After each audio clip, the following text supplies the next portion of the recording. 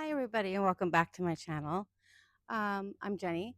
I thought I'd bring you out to the garden again. It's been a while since we've done a garden video. The last one I did, I believe, was in June, and the garden was looking a whole lot different then. And so I thought I'd bring you around and show you how it's looking today. And just as a reminder that I'm working with disabilities and pain and mobility issues. So my garden's not perfect. I'm going to show you the good, the bad, and the ugly. So yeah, come join with me. I'm going to flip you around so you can kind of get a view of all the beautiful things that are happening in the garden and some of the not so beautiful things. Okay, so starting here, I don't know if you remember from the last video, um, I've started some pumpkin and some watermelons. So as you can see, these are all doing really well. On some acorn squash. And I have some bare patches here because I'm letting it grow so that they can have space to spread. But yeah, so there's that. Then over here in these pots here, I don't know if you can see this very well. I'm new at these mechanics here. So these three or four, sorry, are potatoes. And then over here, we got some tomatoes. Can you see them coming up? Yeah, so we got some nice tomatoes here. And those ones are getting nice and big. And this one, she's doing beautiful, isn't she? And we got some more there. And then let's turn you around and flip you a bit so you can kind of get a whole view of the garden. There we go. So as you can see, we have a whole variety of things going on in our garden. So yeah, so we got um, the squashes, acorn squashes, buttercup squashes. These are all doing good. And there's actually a sneaky peeky little cucumber plant that got in there. And then over here, I have some more squashes. So I'm hoping you can see all that really well. Along with some green beans, because I find the red green beans, um, these are pole beans. And these ones, because of um, the red blossoms, it attracts like the bees. And I actually had a hummingbird coming in and seeing this beautiful garden today. And I just sat here and watched it. Um, and it came right close to me. So yeah, so we use all those. And then over here we have some more beans and some more squashes. I believe these ones are the acorn squashes or buttercup. I've planted so many I can't remember. The name tags wear off after a while. So yeah, so this is that. And then over here, we have like container tomatoes. So these, I don't know if you can see them. Let me bring it down. Here we go. So these are all my different variety of container tomatoes. I'm just trying them in the containers to see how they work. Some are doing better than others. Um, these ones on the end, a couple blossom, and these are tiny cherry tomatoes. So yeah, that's the tomatoes. So if you followed my first video, you saw that I was out here, I was transplanting a lot of these tomatoes in the garden at that point. And I was showing what babies were at that point. And then I'm going to flip you around here. Sorry, I apologize. But here's our peppers. Now, we initially had the peppers in the greenhouse, um, but they didn't seem to do very well there. So I brought them out here because we seem to be getting a lot more sun. Um, and then here's this beautiful tomato. Look at her. She's got some beautiful fruit on her. Look at that. Isn't that beautiful? Yeah, so that's all doing really, really good. My tomatoes, my main crop tomatoes, are over here. I'm sorry, I'm sorry, I'm making you all dizzy, I'm sure. So this is my main crop tomatoes. So these ones I'll be using for canning. So I hope you can see them. Um, and these are the round, like slicing tomatoes. There we go.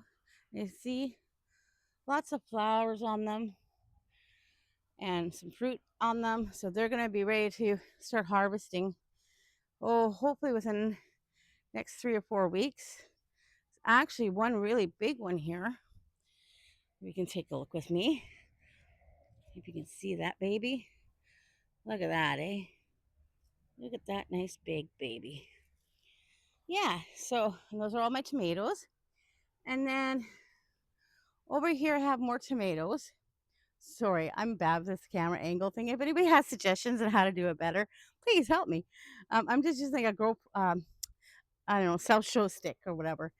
But in here I have, oh, there's a bee. Did you see the bee? He came for a visit. That's the beauty of this, right? Is you see these beautiful bees and the hummingbirds and all these creatures, and it just it, it makes it magical, doesn't it? Anyway, so back to this part of the garden. So these are tomatoes, and I have some bush green beans, as I was telling you when I planted them earlier, and they're all doing really good. I've gotten so much harvest off my bush beans that I did do a video on. So if you want to know how I process my food and stuff, that's a video you can watch. I'll link it to this video. And then I have some purple. Sorry, can you see that purple bush beans? And I picked a whole bunch off these, so there probably isn't very many right now. And then some more green beans over here. So as you can see, today we're gonna have to pick some of those. So maybe I'll do that while I have you here. A couple other things that are doing really good in here are my cucumbers. Cucumbers are doing really, really, really good. I've been harvesting off of these for a while. I've done lots of pickling. So these are all my beautiful cucumber plants right now. Now, what I do need to do is get in there and start cutting off some of these dead moldy pieces because I don't want them to, really make things really bad because it makes the fruit. Well, I don't know if it does anything to the fruit, but as you can see, so what you see here, like we've got this little baby. Look at that, eh? Yeah, so I'll come in and get rid of all this, the dead pieces because I don't think it's good for the plants overall. That's just me. Everyone has their own way of doing things. Over here, we have, look at this, our broccoli. Look at that. It's starting to come up. You see that? Beautiful, beautiful piece of broccoli. There we go. And one coming up here. We have a little cabbage here. Little cabbage kind of doing its own little thing. So yeah, that's where we're at now. And then we got some flowers and stuff. They're not so good. They're not so good. If any of you were here with me when I first started my garden series or my garden video, I did a lot of herb bed, as you can see, and they didn't do very good. They really didn't do very good at all. I mean the mint is doing fine and the chives are still fine, but the rest not so fine. All right, so and the other thing that did really good here is I'll show you is my little sage plant. That one did really, really, really, really well. I'm not sure you can see that really good. There he is, my beautiful sage plant. And then you gotta say hi to little nomies because you always have to have nomies. So yeah, that's what those are looking like right now. And they're not so great. Like I said, the herbs. Some are doing okay, some not okay. Sorry, I'll try to do my angling here. I learn my camera angles here. So yeah, the herbs not so good. The dill did okay. Um, and obviously all these beautiful tomatoes and all the beans and everything here, all doing really, really good. What didn't do good, what's doing really bad, ooh, this hurts me.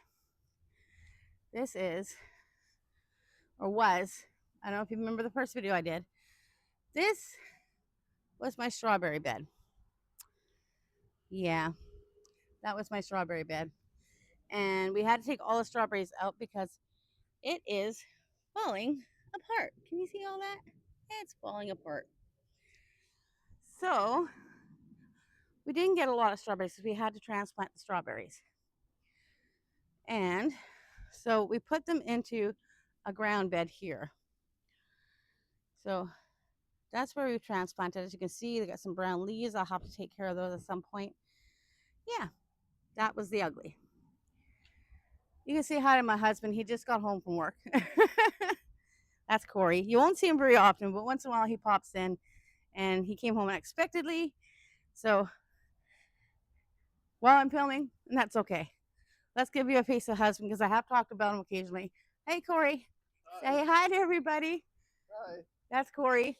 That's my hubby. That's the one I'm always praising on for all the hard work he helps me with. So he's a little shy on camera, and that's okay. I just thought I'd show you his face because I do talk about him a lot. And yeah, so this is what the garden's looking like now overall. So it's come a long ways. Have we learned things? Absolutely. We always learn things, don't we? Um, you know, uh, the peppers aren't doing as good as I thought they were going to do, but it's still, we're in August right now, first week August. So I feel that they could still come a long ways. And worse can worse, maybe we just move into the house if it gets too cold. But everything else is doing really, really well. This was my pea bed over here. I did actually yesterday just pulled up all the peas, but I was harvesting a lot of peas out of this. And I've got some carrots coming in here. So I'm gonna have to weed out all this because you can see the weeds in with the carrots. And then I'm gonna transplant some more peas in here. Yeah, so that's kind of what's been going on.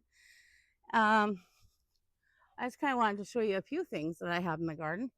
So I have this beautiful little dangly sun catcher. I actually made this one out of driftwood and sand glass. So I'll show you that. So what I'm gonna do is sit down now, and I'm going to put you in one spot while I pick some of my beans and such, and just have a little chat with you. Give me just a moment. I'll get you positioned so you're not getting all dizzy. Let me show you one more glance around the garden.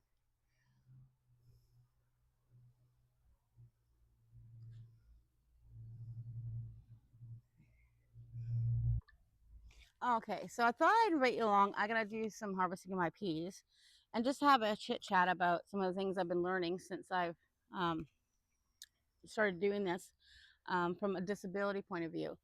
Um, I think when our bodies change and we get older, not just from disability but for any reason, um, sometimes learning to adapt and accept our our limitations can be quite difficult, can't it? Um, but I've learned how to adapt the garden that works around me so that I can still get the enjoyment and the magic from this garden, right? And so, um, as I pick some beans here, aren't they beautiful? Um, I thought I'd kind of let you know some of the things that I've learned, especially this season, because this season I've been more into the garden than I have the last few years. I've always had like things growing, like tomatoes and that sort of stuff. But with everything going on in the world, I just wanted to be a little more self-sufficient, and so this is why now I really spent more energy and time focusing on having a garden that will produce food, and it has been producing a lot of food. I'm very fortunate, um, but also having to create a garden that I can work around, including my pain and my disabilities and my um, limited movements due to pain or whatever unwellness, right? And I know it's hard for us, I think, to accept. Look at all these beautiful beans. Sorry, I'm going to bounce around. That's who I am, right? I think when I first became permanently injured to the point where I couldn't work anymore, it was extremely, excuse me, excuse me. It was extremely depressing, I guess would be the word to use. I was so used to being able to do what I wanted to do the way I used to do it, right, when I was younger. And I'm from the Gen X era.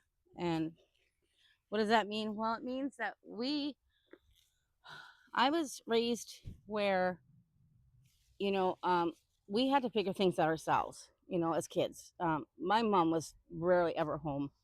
Um, and when she was, it was probably better that she wasn't. So if you can kind of get my drift on that one. She wasn't a very, I mean, she had her moments, but I think she had bipolar or manic things. So she could become very volatile and toxic. Um, and so, and like many of the kids in our generation, for Gen Xers, we learn to kind of move around, um, be seen, or to be seen but not heard, and just get on with what has to get done, whether it's taking care of the farm animals, chopping wood at the age of 7, which I was, those sort of things. And I had to learn to be resilient, right? And I had to learn to be able to do things on my own. And so I became extremely independent, which is both a good thing and a bad thing because I was able to get things done. I had two children when I was young. I was 18 when I had my son, and I was 20 when I had my oldest daughter. And um, I had to raise them on my own because the fathers weren't in the picture. Um, and so I had to be mom and dad. So I had to raise them. I had to work. I had to put food on the table. I had to do everything, right? And that's you know a norm for a lot of Gen Xers. I don't know what happened with society, but that's just where it ended up leaving us as Gen Xers. Um, that we were holding up plate, so we had to bring in the money, we had to raise the children, we had to take care of our parents because I had to take care of my mom because she, even though we didn't get along, I still cared about her and loved her and wanted best for her. So I'd have to, um, make sure she's okay and financially and cover some of her meds and that sort of situation.